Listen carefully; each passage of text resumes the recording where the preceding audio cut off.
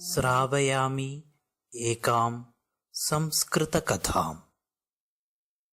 पूर्वं कलिङ्गराज्ये सत्यगुप्तः नाम राजा आसीत्।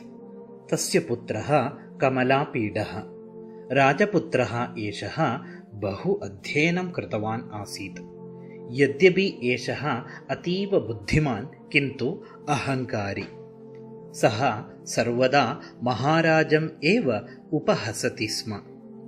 महाराजः विवेकी। स्वपुत्रस्य दोषं ज्ञात्वा सः बहुधा खेदम् अनुभवति स्म। महाराजस्य समीपे विशालं सैन्यम् आसीत्। कदाचित् राजकुमारः सेनाविषये उक्तवान्, तत एतत् सैन्यं व्यर्थम्। अस्य सैन्यस्य वर्धने वृथा धनव्ययः किमर्थम्? किम् एतेन प्रयोजनम् इति। पुत्र, भवान् न जानाति, युद्धकाले सैन्यम् अत्यावश्यकम्। तदर्थं सर्वदा सैनिकानां रक्षणं पोषणं च करणीयम्। तथा कृतं चेदेव सैनिकाः युद्धकाले प्राणापायम् अविगणय्य युद्धं कुर्वन्ति, राज्यस्य रक्षणं कुर्वन्ति इति उक्तवान् राजा।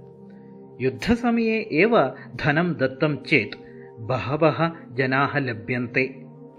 अन्नक्षेपणेन यथा काकाः आगच्छन्ति तथा धनदानेन जनाः अहमहमिकया आगच्छन्ति इति सगर्वम् उक्तवान् राजकुमारः। राजा तदा तूष्णीं स्थितवान्। राजा तद्दिने रात्रौ पुत्रम् एकत्र नीतवान्।